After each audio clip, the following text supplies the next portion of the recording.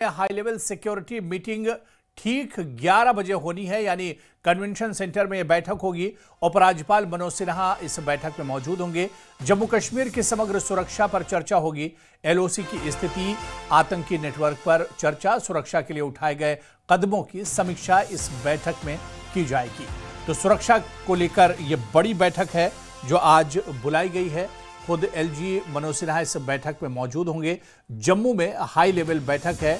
ठीक 11 बजे, अब से 1 घंटे बाद ये बैठक जम्मू में शुरू होगी, जहां पर एलओसी की स्थिति और आतंकी नेटवर्क पर चर्चा की जाएगी। सर्दी का मौसम शुरू हो रहा है, ऐसे में किस तरह के एहतियाती कदम उठाए जा सकते हैं। घुसपैठ को लेकर यह मौसम एक तरह से बहुत चैलेंजिंग होता है, ऐसे में इस पर भी एक तरह से आज की इस बैठक में नजर बनी रहेगी और इस पर भी आज मंथन हो सकता है। खुद LG Manoj Sinha high level security meeting में मौजूद होंगे। इसके अलावा जो दूसरी सिक्योरिटी एजेंसियां हैं, उनके जो बड़े अफसर हैं, वो भी आज की इस बैठक में शामिल रहेंगे। तो जम्मू कश्मीर की समग्र जो मुद्दे और खासतौर से सिक्योरिटी से जुड़े हुए जो मुद्दे हैं, उन पर यह अहम बैठक ठीक 11 बजे होगी।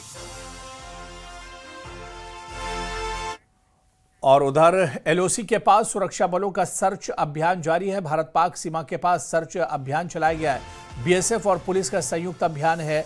सांबा के अंदरूनी इलाके में सर्च अभियान चलाया गया है। आतंकियों के घुसपैठ के पुराने रास्तों की तलाशी ली गई है। नदी से घुसपैठ करने वाले पुराने रास्तों की तलाशी इस मौके पर ली गई है। और बीएसएफ और पुलिस का ये मुश्तरका ये मुहिम है।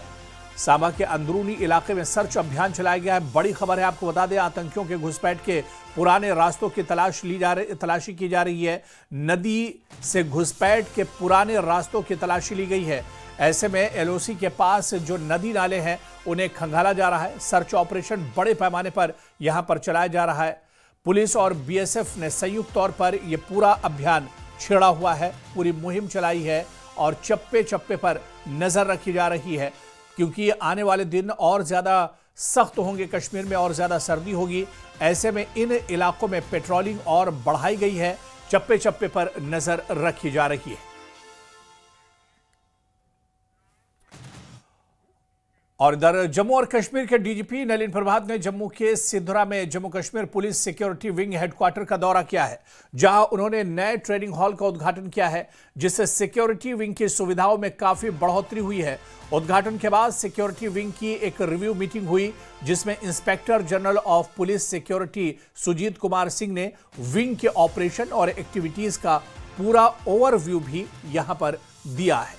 तो एक के बाद एक सिक्योरिटी को लेकर बड़ी बैठकें हो रही है। ऐसे में जम्मू कश्मीर के डीजीपी नलिन प्रभात ने जम्मू के सिद्धरा में Jammu Kashmir police security wing headquarter का दौरा किया, जहां उन्होंने नए ट्रेनिंग हॉल का भी उद्घाटन किया है। इससे एक बड़ी सहूलत मिलेगी सिक्योरिटी फोर्सेस को और सिक्योरिटी विंग की सुविधाओं में काफी बढ़ोतरी होगी।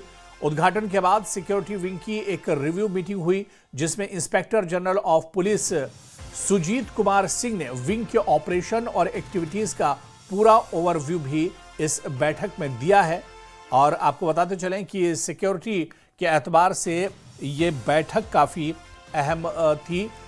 कई अहम मुद्दों पर चर्चा हुई। सिक्योरिटी से जुड़ी हुई जो अलग अलग एजेंसियां हैं, उनके जो चीफ हैं, वो इस बैठक में शामिल रहे थे। खुद डीजीपी नलिन प्रभात की अध्यक्षता में ये बैठक बुलाई गई थी।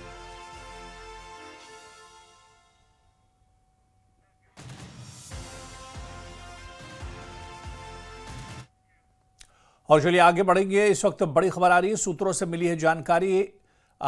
उड़ी में सेना ने एक सर्च ऑपरेशन चलाया है और इस ऑपरेशन के दौरान हथियार बरामद किए गए हैं। इसमें एक AK-47 राइफल, 2 मैगजीन और एक AK-47 की 54 राउंड गोलियां बरामद की गई हैं। ऑपरेशन उड़ी के दरकुंजन गांव के वन क्षेत्र बोनियार में यह ऑपरेशन चलाया गया था। तो आतंकियों के एक बड़े ठिकाने को नष्ट किया गया है और यहां पर आपको बता दें कि हथियार और गोला बारूद भी जब्त किया गया है।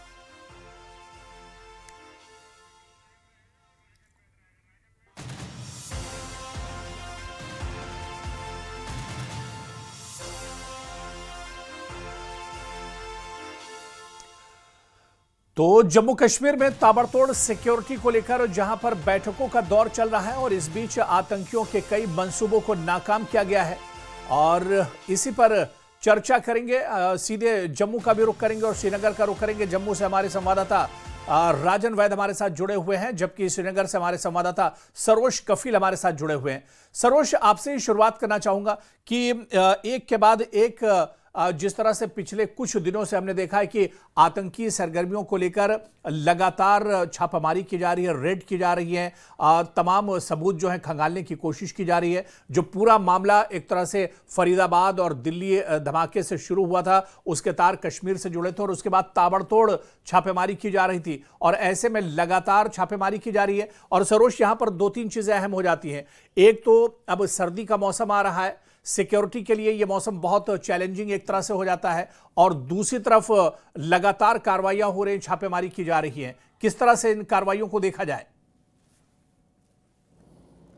बिल्कुल, बिल्कुल सही कहा आपने। देखिए, फरीदाबाद आतंकी आपने देखा कि जो दिल्ली में बॉम्ब ब्लास्ट हुआ उसके बाद किस तरह से कड़ियाँ जुड़ती रही। फरीदाबाद के तार किस तरह से कश्मीर से जुड़े, एक डॉक्टर्स का जो ये बहुत बड़ा टेरर नेक्सस था, इसको क्रैक किया गया। उसी कड़ी के चलते हुए आप देखिए लगातार, जैसे अभी आप खुद भी कह रहे थे, बोनियार उड़ी का जो इलाका है वहाँ पर भी सर्च ऑपरेशन लगातार चला और वहाँ से एक AK-47, साथ ही साथ 54 लाइव राउंड्स और 2 फुल मैगजीन्स AK-47 की पाई गई। साथ ही साथ कई सारे डॉक्टर्स हैं, आपको याद होगा डॉक्टर उमर नबी जो इसमें मेन आतंकी इन्वॉल्व था, उसके बाद उनसे कौन कौन जुड़ा हुआ है उनके भी तार खुलते गए।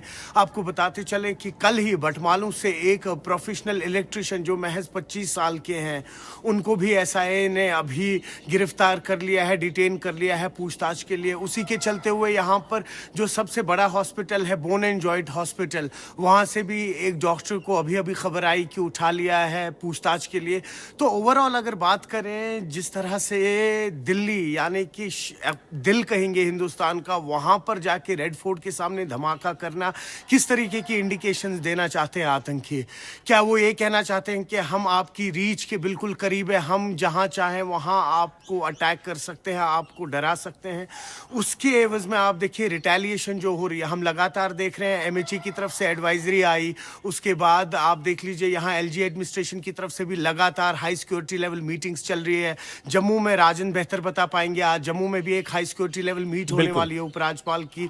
और यहाँ पे आप देखें CM उमर अब्दुल्ला की जो गवर्नमेंट है, उन्होंने भी कहा है कि किस तरीके बिल्कुल सरोज, दोबारा से आपके पास आ रहा हूं, सीधे राजन के पास हम चलेंगे कुछ जानकारी के साथ। हमारे साथ राजन जुड़े हुए हैं। राजन, जिस तरह से सरोज बता रहे थे, आज LG की सिक्योरिटी को लेकर एक बड़ी और अहम बैठक होने वाली, अब से कुछ देर में यह बैठक शुरू होगी। क्या कुछ जानकारी मिल पा रही, क्या कुछ इशारा मिल रहा है आज की इस बैठक को लेकर?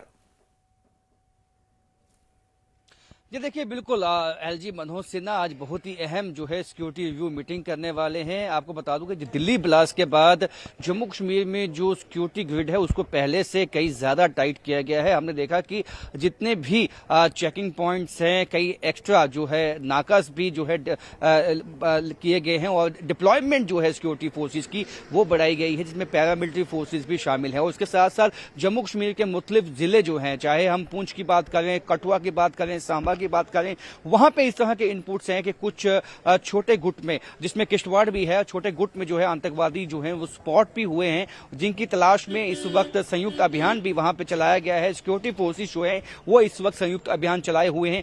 विंटर स्ट्रेटजी किस तरह से जो है इन प्लेस करनी है और क्या कुछ स्ट्रेटजी बनानी है ताकि अब जो विंटर्स जो है, बड़े बड़े हार्श विंटर्स जो है, वो लाइन ऑफ कंट्रोल के पास से घुसपैठ कर पाना आतंकवादियों के लिए इतना ज्यादा आसान नहीं होगा। लेकिन उसमें उसके बाद जो चैलेंजेस होते हैं वो आते हैं प्लेन पे। जो प्लेन इलाके हैं वहां से जो है वो टेररिस्ट जो घुसपैठ की कोशिश करते हैं और ये किससे छुपा हुआ नहीं है। पाकिस्तान की जो सेना है, रेंजर्स हैं, वो उनकी मदद करते हैं। चाहे हम जो किश्तवाड़ की बात है, जो किश्तवाड़ में कुछ छोटे ग्रुप हैं जो आतंकवादियों के जो स्पॉट हुए हैं, और उनकी कोशिश ये होती है कि सर्दियों से पहले, क्योंकि जो पहाड़ी चोटियों में वो मौजूद रहते हैं, वहां बहुत ज्यादा जो है जब स्नोफॉल होता है तो नीचे की तरफ आते हैं, तो वहां आके वो जो है वो घात लगा के हमला करने की कोशिश में हमेशा से रहते हैं। तो किस तरह से जो कंसर्न्ड एसएसपीज हैं, इंटेलिजेंस विंग्स के जो लोग हैं, जो पैरामिलिट्री फोर्सेस या बाकी एजेंसीज के लोग हैं, वो सभी इस मीटिंग में जो है वो शामिल होने वाले हैं, जो अवगत भी करवाएंगे एलजी मनोज सिन्हा को कि क्या सिक्योरिटी के हालात हैं इस वक्त दिल्ली ब्लास्ट के बाद। जिस तरह से कई दफा ये भी निकल के आया कि अल्टीमेटम भी दिया गया कि 72 घंटे या 48 घंटे तक जो है काफी हाई अलर्ट है, और इस वक्त भी जम्मू कश्मीर में मुख्तलिफ इलाकों में जो है हाई अलर्ट घोषित किया हुआ है। वो इसी के पीछे है, कई तरह के इंटेल इनपुट्स जो हैं वो सिक्योरिटी फोर्सेस, इंटेलिजेंस एजेंसीज ने दिए हैं, जिसकी बिना पे आपने देखा पिछले दिनों में कितने ज्यादा रेड्स हुए, चाहे जम्मू का कोट भलवाल जेल था, चाहे वो कश्मीर टाइम का ऑफिस था, और तमाम जगहों पे रेड का मतलब यही है कि एक इंटेलिजेंस विंग जो है वो पहले से ज्यादा स्ट्रांग हुआ है, और कई तरह के इनपुट्स जो हैं वो आ रहे हैं, किस तरह से उनको जो है इन प्लेस करना है, स्ट्रेटजी बनानी है, ताकि जो आतंकवाद का जो इकोसिस्टम जो यहाँ पे पनपा है पिछले कुछ सालों में उसको ध्वस्त कर दिया जाए। क्योंकि इस वक्त जो है ऑल आउट ऑपरेशन हम कहेंगे आतंकवाद को चोट पहुंचाने के लिए जो है यहाँ जम्मू कश्मीर पुलिस ने और तमाम जो सिक्योरिटी एजेंसीज हैं उन्होंने छेड़ा हुआ है, और खुद जो है एमएचए इसकी मॉनिटरिंग कर रहा है, यानी कि गृह मंत्री अमित शाह इसकी मॉनिटरिंग कर रहे हैं। तो जो एलजी मनोज सिन्हा आज ये मीटिंग करने वाले हैं कई मायनों में इसलिए भी अहम हो जाती है कि जो कंसर्न एसएसपीज हैं वो जो है इन डिटेल जो सिचुएशन है, जो जमीनी स्तर पे इस सिचुएशन है उससे अवगत करवाएंगे, उसके बेसिस पे ही जो है नई स्ट्रेटजी, जो काउंटर स्ट्रेटजी इन प्लेस होनी है वो की जाएगी। और ये उम्मीद है कि कई घंटों तक जो है ये सिक्योरिटी रिव्यू मीटिंग चलने वाली है आज। जी तो बिल्कुल राजन, बहुत अहम बैठक, और जिस तरह से काफ़ी डिटेल में आपने बताया कि यह बैठक काफ़ी लंबी चलने वाली है, क्योंकि तमाम एजेंसियों और सिक्योरिटी से जुड़े हुए जो चीफ्स हैं, जो बड़े अफसर हैं, वो इस बैठक में शामिल रहेंगे, और इसके अलावा तमाम सूरत हाल पर नजर रखी जाएगी। राजन, जिस तरह से हम सरोज से अभी हमने सवाल किया था कि मौसम जब सर्दी का शुरू होता है तो ये एक बड़ा चैलेंज होता है, क्योंकि आने वाले दिनों में सर्दी बढ़ेगी, बर्फबारी होगी, और इसके अलावा आप देखिए कि दिन भी छोटा हो जाएगा, अंधेरा अक्सर रहेगा, तो धुंध होगी, यानी विजिबिलिटी भी कम हो जाएगी, और इसका फायदा कहीं ना कहीं आतंकी घुसपैठ के लिए करते हैं। तो ऐसे में ये पूरे इलाके जिनकी निशानदेही की गई है, जहां पर हमने देखा कि लगातार सर्च ऑपरेशन जम्मू के आसपास के इलाकों में चलाए गए, तो वहां पर भी अब सिक्योरिटी फोर्सेस की नजरें रहेंगी और उस पर भी एक मजबूत रणनीति बनेगी। बिल्कुल आपने सही कहा। देखिए, जब स्नोफॉल होगा, जो पहाड़ी की चोटियां हैं, जब पाकिस्तान के साथ जो एलओसी लाइन ऑफ कंट्रोल का इलाका है, वहां छोटे छोटे दर्रे होते हैं जो स्नोफॉल से फिल हो जाते हैं, वहां से घुसपैठ कर पाना इतना आसान नहीं रहता है। उसके चलते जो है एक स्ट्रेटजी ये बनाई जाती है कि या तो टनल खोदी जाए, या क्योंकि हमने इतिहास में कई दफा देखा है कि इंटरनेशनल बॉर्डर के इलाके से कई दफा जो है पाकिस्तान की तरफ से जो ट्यूब टनल्स हैं वो खोदी जाती हैं। इसलिए तमाम तरह से यहाँ जो है वो उन सब चीजों को प्लग इन करना है, जिन चीजों से जिनसे लगता है कि घुसपैठ हो सकती है, क्योंकि इस वक्त जो है सिक्योरिटी के हालात बहुत ही नाजुक बने हुए हैं। दिल्ली अटैक के बाद कहीं ना कहीं जो इससे लिंकेज जो उसके जम्मू कश्मीर के साथ आके जुड़े हैं, जो व्हाइट कॉलर मॉड्यूल की हम बात करते हैं, ये एक चिंताजनक बात है जिसपे आज चर्चा होने वाली है कि किस तरह से वो लोग जो इस वक्त सिस्टम में जो है छिप के बैठे हैं और वो व्हाइट कॉलर है और समाज में ज्यादा उनका जो है कोई रिकॉर्ड नहीं है कि वो आतंकवाद में मुलविस है। क्योंकि पाकिस्तान और आईएसआई की स्ट्रेटजी में बदलाव आया है पिछले कुछ देर में, क्योंकि अब जो है बांग्लादेश से और यहाँ जो है यहाँ जम्मू कश्मीर से उन लोगों को चिन्हित करने की कोशिश की जा रही है, रेडिकलाइज करने की कोशिश की जा रही है जिनका कोई पास्ट रिकॉर्ड ना हो आतंकवाद में, ताकि उन पर कोई शक ना कर सके। जैसे हम डॉक्टर आदिल की बात करें या उसके साथ जो अन्य डॉक्टर हैं, तो किसी ने समाज में सोचा नहीं था कि ये डॉक्टर जो है उनके लॉकर से भी AK-47 मिल सकती है। कश्मीर टाइम के ऑफिस से वो जो सामान मिला है, एम्युनिशन मिला है, किसने सोचा नहीं था। तो उन चीजों पे फोकस इस वक्त किया जाएगा जिनके बारे में जो है अभी किसने सोचा नहीं है कि ये चीज भी हो सकती है। लेकिन आतंकवाद है और जो उसका इकोसिस्टम है, इसमें कुछ भी हो सकता है, इस पर चोट देनी है। तो ओवरऑल जो है बिल्कुल सरोज, जिस तरह से राजन यहां पर बता रहे कि अब चैलेंज असल में दोहरा है। एक तो पहले एक्सटर्नल होता था, सरहद के उस पार से आतंकी आते थे और वारदातों को अंजाम देते थे, घुसपैठ करते थे। इंटरनल खतरा भी बड़ा है, जिस तरह से दिल्ली में धमाका हुआ या देश के अलग अलग हिस्सों से पूरा नेक्सस से एक तरह से जुड़ा हुआ था। तो अब यहां पर चैलेंज दोहरा हो गया है, इंटरनल भी खतरा है, उस पर भी नजर रखनी है, और बाहरी जो सरहद के उस पार से आतंकी आते हैं उन पर तो नजर होनी ही होनी है। नहीं, बिल्कुल सही है, मगर देखिए आपको बताते चले, अगर हम जम्मू कश्मीर के इन हालातों को समझे 90 के दशक से, ऐसा नहीं है कि चैलेंज सिर्फ एक्सटर्नल था, इंटरनल भी था। तब भी कई सारे लोग थे जो मुलविस होते थे, लोकली जो हेल्प किया करते थे। जो जम्मू की बात कर लीजिए, कश्मीर की बात कर लीजिए, हाँ तब बस फ़र्क ये था कि आप देखिए सिर्फ ये डॉक्टर्स का नेक्सस था, इस लेवल के लोग नहीं होते थे। अगर उस वक्त पे लोगों को आप 500 रुपये 1000 दे देते तो आप देखिए वो स्टोन पेल्टिंग कर लेते या वो एक जगह ग्रेनेड लॉब करते। लेकिन चैलेंज है कि जो ये वाइट कॉलर टेररिज्म है, जो इनका ये नेक्सस है, भले ही फिर उसमें डॉक्टर हो, वकील हो, जर्नलिस्ट हो, इस तबके की जो सोसाइटी की क्रीम है उनको इन्वॉल्व किया जा रहा है, तो वो सिर्फ एक चैलेंज है। बाकी अगर हम बात कर ले, देख लीजिए इंटरनल थ्रेट्स पहले भी थी कि 90 के दशक में भी यहाँ पर लोकल सपोर्ट मिला करता था, 2000 के दशक में भी यहाँ पर लोकल सपोर्ट मिला करता था। तो वही कहीं ना कहीं मंथन चल रहा है कि जो ये एक क्रीम क्लास है, एक ये व्हाइट कॉलर का तबका है, उसको कैसे इस वक्त वर्गलाया जा रहा है, क्या क्या रीजंस हैं इसके, और उनको वापस से हम ट्रैक पे कैसे लाए, वो इस वक्त एक चैलेंज है। एक्सटर्नल इंटरनल जाहिर सी बात है, पहले भी चैलेंज रही काफी है। बड़ा और इसी वजह से बड़े चैलेंज के लिए बड़ी तैयारियां की जा रही हैं, गौर फिक्र किया जा रहा है, मंथन किया जा रहा है कि किस तरह से इस चैलेंज से पार पाया जा सकता है। बहुत बहुत शुक्रिया डिटेल में जानकारी साझा करने के लिए, बातचीत करने के लिए। सरोज कफील आपका भी और राजन आपका भी बहुत बहुत शुक्रिया हमारे साथ जुड़ने के लिए। और तमाम बड़ी खबरों पर हमारी नजर लगातार बनी हुई है। फिलहाल रुकेंगे बहुत छोटे से ब्रेक के लिए।